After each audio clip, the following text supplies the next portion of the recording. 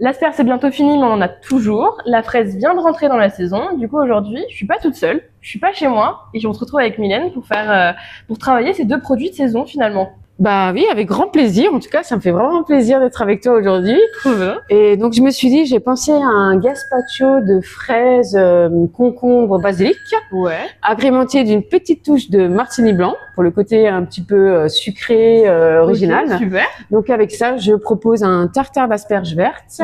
Donc, je me suis dit qu'on allait peut-être relever le tout avec une mousse chèvre piment d'Espelette et une fougasse avec de la farine de lentilles vertes. Eh ben, super menu pour moi. C'est parti. Ok, bah génial. Allez, Allons-y. top. Alors la fougasse, finalement, ça va ressembler à du pain, sauf que celle-ci, elle est un peu particulière parce que on va prendre de la farine de lentilles vertes, justement qui vient des graines d'Alsace.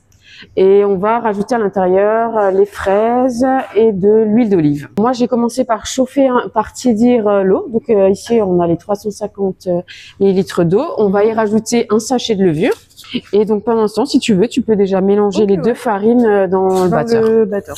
On va attendre un petit peu que la levure fasse son effet. Pendant ce temps, on peut laver les fraises et les équeuter. J'enlève juste cette partie-là. Je fais toujours attention à pas enlever de trop. Et donc on va vraiment les rajouter à la fin parce que sinon on n'aura plus du tout la texture de d'accord. la Et fraise. la ricotta aussi avec. Et la ricotta. On va aussi rajouter une cuillère de ricotta, ouais. Ok, donc je pense que je vais juste les couper en 4. Là maintenant, je pense qu'on va pouvoir mélanger la levure à la farine et on va laisser tourner. Donc, il faut pas la laisser tourner trop fort et trop longtemps, sinon la pâte, elle devient élastique. Et du coup, si jamais on n'a pas de robot, on peut le faire à la main. Alors oui, bien sûr, c'est possible de le faire à la main. C'est juste que c'est un petit peu plus long et c'est un peu plus de travail. D'accord. Donc nous, on a la facilité d'avoir le robot, on va s'en servir. Bien sûr. Du coup, la ricotta. Une cuillère de ricotta. Super. Bah, je vais déjà faire tourner un petit peu, et puis après je rajouterai l'huile. Bah, déjà, on a l'odeur de la lentille, en fait. Je sais pas si tu sens. Un petit peu, ouais. Moi, je dirais ça a l'air plutôt pas mal. Hein. Ouais, ça sent bon. Ouais. En fait. Je vais rajouter du coup l'huile d'olive. Donc, on va laisser juste un tout petit peu tourner, et après, je rajouterai les fraises vraiment au dernier moment. Et puis après, il faudra la laisser reposer, quoi. D'accord. Combien de temps la laisser reposer? Je dirais une bonne heure, ouais. Voilà, là, on a rajouté les fraises. J'ai laissé tourner peut-être 30 secondes. Et maintenant, c'est bon, c'est prêt à être débarrassé. Donc, idéalement, quand même, dans un endroit un peu chaud. Je mets le bol d'eau bouillant dans le four. Je mets, quand je fais des kouglof ou du pain, je mets le pain et je ferme le four. Et là, je laisse pendant 1 heure. Et là, c'est vraiment, ça gonfle. Ça gonfle bien. Donc, je pense qu'on va faire ça. Ouais. Ça a une belle couleur, du coup. Ah ouais. La farine de lentilles. Bah ouais, franchement, sympa. même moi, je suis agréablement surprise, là. En plus, la farine de lentilles, c'est pas de gluten dedans, c'est ça? C'est ça, ouais. Il y a pas de gluten. C'est une bonne alternative. Il y a beaucoup de protéines. Ah oui, bien sûr. Et en plus, on sait que ça pousse chez nous. Donc voilà. Donc je vais la mettre dans le four avec le bol d'eau, ouais. Qu'est-ce qu'on fait maintenant? Alors, on pourrait faire le gazpacho. Alors, moi, j'avais pensé à faire un gazpacho fraise, basilic, concombre avec du martini blanc. Puis ça ramène un peu de fraîcheur. Je trouve que ça se marie très bien. Après, voilà, vous n'êtes pas obligé de rajouter du martini si vous avez envie de faire sans alcool. Et moi, je vais déjà commencer par éplucher le concombre. Donc, on va déjà mixer tout ça au Thermomix. Une vinaigre balsamique, du coup. Ok. Je vais rajouter du basilic. Donc là, on voit que c'est quand même assez liquide. Ouais. Moi, en général, ce que je fais pour faire un petit peu une petite liaison, je rajoute, si j'ai du pain, je mets un petit peu de pain. Là, on a du pain de mie, c'est très bien. Voilà. Après, on en met selon le goût, ouais, bien sûr. Là, la texture, elle est très bien, finalement, comme ça. Alors, moi, je propose de faire un tartare d'asperges vertes. Je me suis dit que c'était peut-être mieux de faire un petit côté cru et cuit. Avec ça, on va rajouter des fraises, des lentilles de graines d'Alsace. Ça pourrait rapporter un petit plus. Donc, du coup, là, j'ai fait bouillir de l'eau. Je vais les mettre dedans. Je vais attendre 1 ou 2 minutes et puis voilà quoi. L'eau pour cuire la moitié des asperges. Ouais. Donc, le mieux pour garder le chlorophylle, c'est toujours eau bouillante et directement derrière dans l'eau froide. Ça fixe le chlorophylle, elle reste bien verte. En fait, tout ce qui est tartare, ça va être plutôt coupé en brunoise. Donc, je pense que ça te parle pas trop. Non. Ça, c'est les termes techniques qu'on apprend. Donc, en fait, c'est plus ou moins des petits cubes. Ok, d'accord.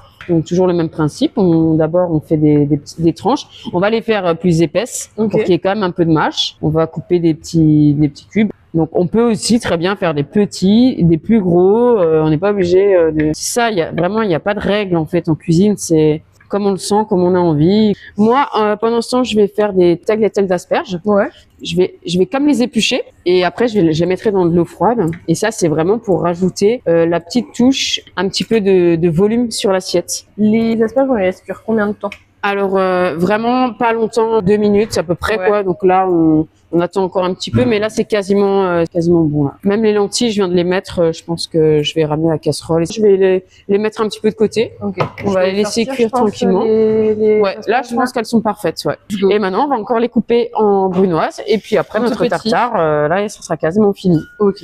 Donc je te laisse, on va le faire ensemble si tu veux. Bah ouais. Donc maintenant on va tout mélanger ensemble en fait tout simplement quoi. Là on a les asperges crues, les asperges cuites, les lentilles corail. Je vais rajouter les fraises. On va faire une petite vinaigrette à part. On va rajouter le tartare. Donc là j'ai un petit peu de moutarde à l'ancienne, un peu de vinaigre. Voilà, alors là j'ai mis la moutarde, le vinaigre. Si tu veux mettre un petit peu de sel. Et après, moi, j'ai choisi l'huile de noisette. Mais après, on peut prendre n'importe quelle huile. L'huile d'olive, l'huile de tournesol, comme ça. Donc voilà. Ici, on a la vinaigrette, le tartare. Là, on a nos petites tagliatelles. Donc voilà, je mélange la vinaigrette. Je te laisse mélanger si tu veux. Là, je vais juste rajouter un petit peu d'huile pour la petite brillance et pour le goût. Et ça sera prêt. Alors là, il nous reste à faire la mousse de chèvre. Voilà, donc du coup, ce sera une mousse de chèvre à la fraise. Moi, ce que je me suis dit, c'est que vous pouvez aussi rajouter pour le côté croquant un peu de graines de courge. Moi, je les fais toujours torréfier. Ça fait vraiment ressortir le goût.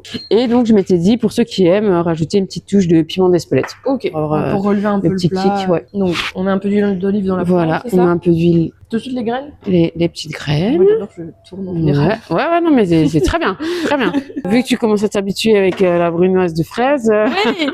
tu peux couper, mais tu peux la faire beaucoup plus grosse. Je vais déjà mélanger le chèvre. Donc là, je vais rajouter le piment. Ça va un petit peu chauffer. Elles sont bien grillées. Donc je vais les mélanger avec la mousse de chèvre. Et voilà.